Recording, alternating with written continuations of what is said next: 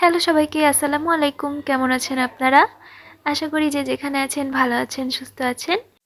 তো আজকে কিন্তু আপনাদের সাথে আমরা চিকেন ললিপপ রেসিপি শেয়ার করব। তো চিকেন ললিপপের জন্য আমরা ফার্স্টে 4টা লেগ নিয়েছি আর মশলা উপকরণের মধ্যে দেখে নিচ্ছি আদা বাটা, রসুন বাটা, জিরা গুঁড়া, মরিচের গুঁড়া এবং গরম মশলা গুঁড়া, আর আছে টক দই, বেসন, কর্নফ্লাওয়ার। তো এটা আছে আমাদের মশলা করণের মধ্যে। আর লাগবে আমাদের মোস্ট ইম্পর্ট্যান্ট টমেটো সস, মানে কেচাপ, টমেটো কেচাপ। আর মাংসটা আমরা প্রিপেয়ার করে নিব, মানে ললিপপ শেপ করে নিব এভাবে করে। মাংসটা মানে একদম পার কাছের থেকে হাড্ডিটা সাথে মাংসটা একদম ছাড়িয়ে নিব, ছাড়িয়ে তারপরে এটাকে আমরা তৈরি করব।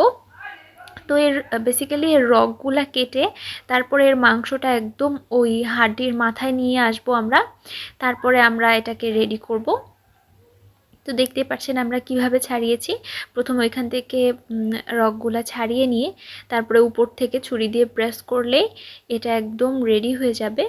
তো এইভাবে করে হাতের সাহায্যে আর একটু প্রেস করে দিলে এটা ললিপপের শেপে চলে আসবে।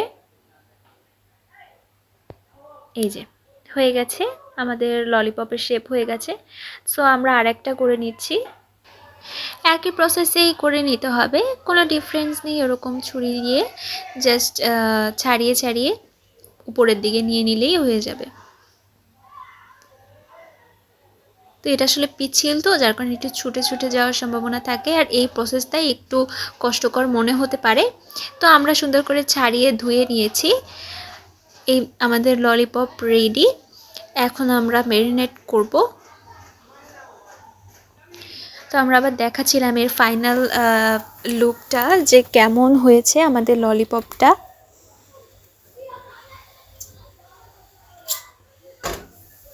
তো এবার আমরা ম্যারিনেট করে নেব। তো প্রথমে আমরা টক দই দিলাম। এখানে টক দইয়ের বদলে যদি আপনারা লেবুর রস দেন তাহলে কিন্তু আরও বেশি ভালো হবে। আমাদের হাতের কাছে লেবুটা ছিল না, যার কারণে আমরা টক দই দিয়েছি।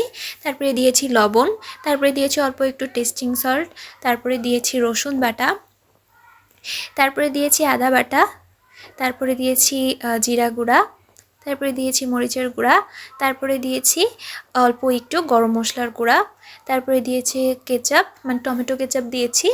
তারপরে সুন্দর করে এটা আমরা হালকা করে আগে আমরা ম্যারিনেশন করে নিব। তারপরে আমরা এভাবে করে রেখে দিব প্রায় 15 মিনিটের মতো। তারপরে 15 মিনিট পরে আমরা এটার সাথে বেসন এবং কর্নফ্লাওয়ার মিশাবো। আগে কিন্তু মিশাবো না, আগে মিশালে অনেকটা পানি ছেড়ে দেওয়ার সম্ভাবনা থাকে এবং ব্যাটারটা পানি পানি হয়ে গেলে মাংসটা কিন্তু ক্রিস্পি হবে না। তো আমরা 15 মিনিট পরে আমরা এই বেসনটা মাখিয়ে জাস্ট শুদ্ধভাবে ভেজে ফেলবো, যাতে রেস্টে রেখে দিলে পানি পানি না হয়ে যায়। তো এখনই আমরা সুন্দর করে মাখিয়ে নিচ্ছিলাম। আর আমাদের বেসনের পরিমাণটা একটু বেশি হয়ে গেছিলো, যার কারণে একটু ড্রাই হয়ে যাওয়ার কারণে আমরা অল্প একটু পানি দিয়ে নিয়েছিলাম। আপনারা এর বদলে বেসনটা একটু কম দেওয়ার চেষ্টা করবেন। তো সুন্দর করে আমরা এটাকে ম্যারিনেট করে নিচ্ছি।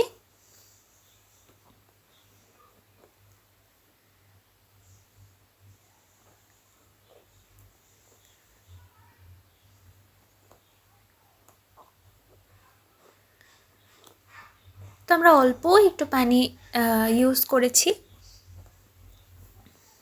একদম সামান্য পরিমাণে।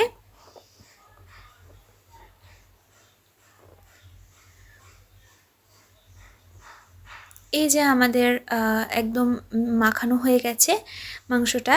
এখন আমরা প্যানে তেল গরম করে একদম হাই ফ্লেমে আমাদের সুন্দর করে ভেজে নিতে হবে। ফ্লেমটা একটু হাই থাকলে ভালো হয়, মানে মিডিয়াম টু হাই একটু সময় নিয়ে ভাজতে হবে, যেহেতু এটা লেগ, ভিতরে কাঁচা থাকার সম্ভাবনাটাই বেশি থাকে। তো সেই ক্ষেত্রে একটু ধৈর্য সহকারে ভেজে নিতে হবে, এবং খুব বেশি লো থাকলেও কিন্তু ভিতরে কাঁচা থাকবে। হাই টু মিডিয়াম দিয়ে এটা সুন্দর করে একটু ধৈর্য ধরে চেপে চেপে ভেজে নিতে হবে। তো একইভাবে আমরা সবগুলাই ভেজে নিব এইভাবে। তো আমাদের ফার্স্ট দুইটা ভাজা হয়ে গেছে, এখন আমরা সেকেন্ড দুইটাও এইভাবে একই প্রসেসে ভেজে নিব।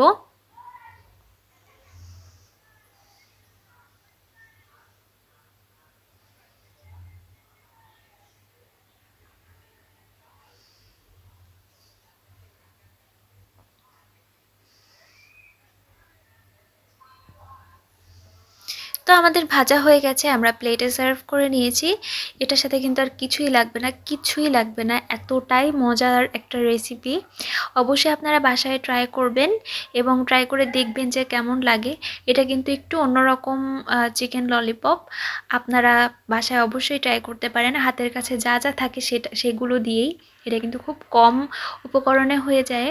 তো ভিডিওটি ভালো লেগে থাকলে অবশ্যই আমাদের পাশে থাকবেন, আমাদের চ্যানেলটিতে একটা লাইক কমেন্ট শেয়ার করে দিবেন এবং আমাদের চ্যানেলটি সাবস্ক্রাইব করবেন। ধন্যবাদ।